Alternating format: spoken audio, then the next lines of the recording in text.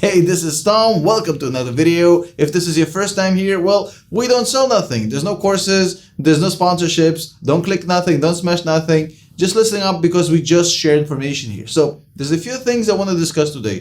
First of all, we have some massive news coming out of Tesla. And for change, those are not bad news. Whenever you say massive news, it sounds so horrible, like I'm about to FUD this topic, but I'm not.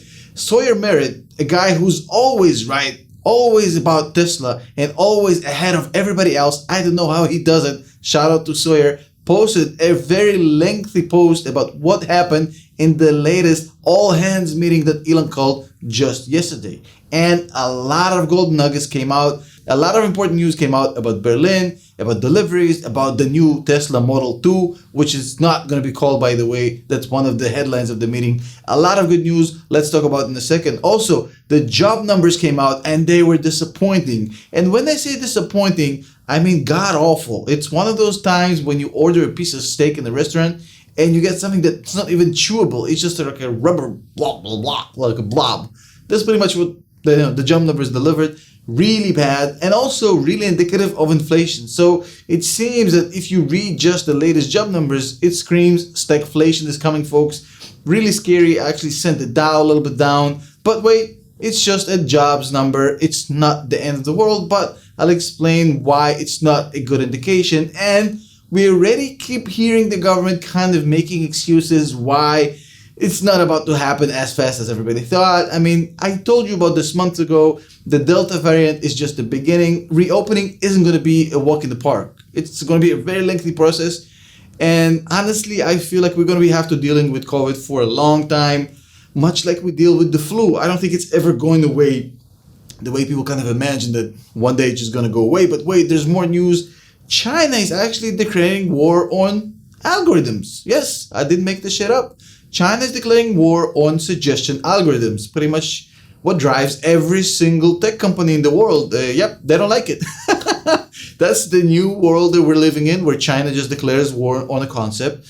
And yes, this is serious. On a more practical note, they actually declared that they're about to nationalize Didi, or at least take over control of Didi, because it's failing and now they have to rescue it. But I find it amusing because the people who made it crash is pretty much that same Chinese government.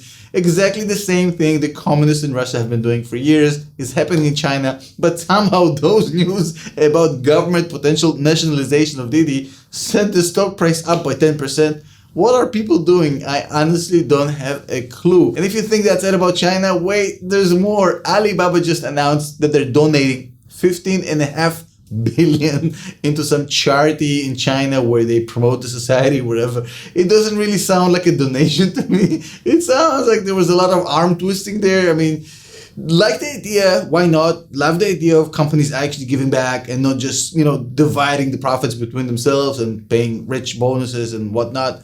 Love the concept again. Really don't like the idea of making a company donate. I don't know. It doesn't really sound well. Also, we do have other news. Actually, Reddit is going public, and they're so hungry and thirsty that they've literally took their valuation from 10 billion to 15 billion within the course of a week and a half or a month or whatever. We're going to check it out in a second. It seems that even companies going public right now basically are admitting that fundamentals have nothing to do with the way IPOs are priced, and they're just pricing whatever people can pay. So essentially, the IPOs have now become the greater fool theory, at least for Reddit and the few recent ones we saw. This is a crazy number, 15 billion for Reddit. Although I love the platform, don't like the valuation. But hey, let's talk about in this video. There's a lot to cover. Stay with me. Let's get this thing done. And now I want you to look at the screen and I want to go over the tweets that have all that information about the Tesla all-hands meeting courtesy of Sir Merritt. So here it says, well, I was told by a few sources there's an all-hands meeting by Elon, blah, blah, blah. Check this out. Gigafactory Berlin, October approval, around the corner, next month. Tesla is going to spell Tesla on Gigafactory Austin roof for planes landing on airport nearby. Free advertisement for thousands and thousands of people per day. for free. I mean, Elon is a genius. I like that idea a lot, even though it sounds stupid. I mean, it's a really good idea. Elon said Tesla is considering Model 2 not having steering wheel and pedals and just roll the dice on FSD.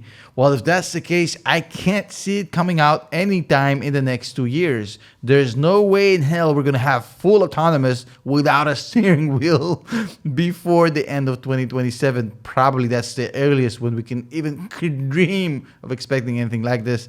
I think he's either trolling or he's just being a fantasizer, a dreamer, a visionary, whatever you want to say. Or I mean, we might be all wrong. I mean, in 2012, who would have thought that electric vehicles would take over the world like Tesla is doing right now? Maybe. It's just weird to me to think that this would ever be an option. Even in a full autonomous vehicle, as a customer, you would want a steering wheel in case you do want to drive yourself. I mean, I don't think it's going to work. I think it's just a nice gimmick. He just said it because he knew it's going to get tweeted. He's just trolling. I don't buy that shit. Tesla won't call the 25K model the Model 2. Obviously, I think Elon has been on record saying that he hates this name. Open charging network very soon, starting maybe next month using Tesla app. This is going to be huge for Tesla. A lot of free money and free advertisement. Imagine rolling up in some big shit European car into a Tesla charging station and you see all these freaking Teslas. I mean, a win-win. And you're essentially incentivizing the producers of these other vehicles not to build their own because they can use yours. CEOs don't like to spend money on capex. That's all I gotta say about it. Elon is expecting to grow by a factor of 10 at least. Well, that's typical for Elon to say some crazy ass bullshit like this. I don't know. I mean, I'll even take less. A factor of 10 would be cool. Elon is maybe going to Mars in about 10 years. Alone? Not really important. Robovan in the future to address people with disability. That's actually a pretty cool idea. If you combine the other stuff they're doing with the Tesla bot and Neuralink, that might happen. That's a good idea. The call just ended. Well, he's saying, I want to retract the part of the Cybertruck statement. The Cybertruck isn't delayed. The Cybertruck just had more definitive timeline. I love how they say it. It's like, it's not delayed. It's a more definitive timeline with a small delay. Come on, bro. It's like saying, we're improving positions to the back. No, you're retreating. It is what it is. But it's okay to delay as long as you're waiting for a good product. Tesla started weeks ago that CT prod had been moved to 2022. Elon confirmed that. Makes sense. I mean, who cares? 2023 would be a good time for the Cybertruck if it's actually finished. Who wants a half-baked product before just so they can say they met the deadline? I dig that. Now, Alibaba, that's what I told you earlier, pledges $15.5 billion to Beijing's Common Prosperity Drive. Look at this. Alibaba pledges to invest the equivalent of $15.5 billion over 5 years towards Beijing Common Prosperity Drive. I mean, I think they actually did this to Tencent and now to Alibaba. Alibaba's investment follows a $7.7 billion pledge from Tencent. Obviously, this is just the beginning for the Alibabas and the Tencents. This is just the beginning of the gauntlet. It is what it is. Reddit reportedly looking to hire advisors for IPO at $15 billion. Now, check this out. This is the crazy part. Because they went here. One source told Reuters that Reddit hopes to go public at about $15 billion valuation. The company announced last month that it had begun raising Series F funding up to $700 million at a $10 billion value. Now, basically, they just had a $10 billion valuation not too far ago, just a month ago. All of a sudden, they added $5 billion to a $10 billion valuation. That sounds to me like they're just trying to take advantage of a hot market, and that's okay. And now this, the latest target of China's tech regulation blitz, algorithms. China's increasingly powerful cybersecurity regulator last Friday released sweeping draft rules for regulating use of so-called recommendation algorithms. So basically, the same tech that created every single Chinese company you can imagine, like Alibaba, is now being banned. Again, that's just another bad decision if you're just looking at it from economics, from a business perspective. Why would they do such a harmful thing? Well, I explained this before. They don't have really logical financial business motives here. It's a whole different thing, and this is getting crazy right now. Palantir is up insanely, 26.64 right now. After hours 26.67 keeps going up. This is just a crazy ride. Last month Palantir already did almost 19.5%. This stock is slowly starting to basically catch up with how good it is. The jobs report just came out and it's disappointing. 235,000 positions versus expected 720,000. This is the equivalent of a not a good result at all. Now check this out. Unemployment rate fell to 5.2%, which means not as many people on unemployment. But hear this. Leisure and hospitality, nothing new, which means no real reopening. But wages rose 4.3% year over year clip, which means wages are coming up. No real reopening indicators firing, and it's not looking good right now. It looks very stagflationary. But hey, maybe I'm wrong, because everything I say in this video is just my opinion, which means it might be inaccurate, might be wrong, might be the ramblings of a madman. You have to do your own research for yourself and find out if it's actually your opinion to believe me or not. I don't give a shit. In any case, I'm just here to entertain you. But entertain you I will. Didi jumps nearly 10% this week amid report of Chinese government taking it over. Check this out. Shares of Didi posted a near double-digit gains. Double-digit, folks. Why? Amid reports that Beijing is eyeing a plan to take the troubled ride-hailing giant under state control by acquiring a stake through government-run funds. So the people who ruined Didi are now bailing it out by taking over.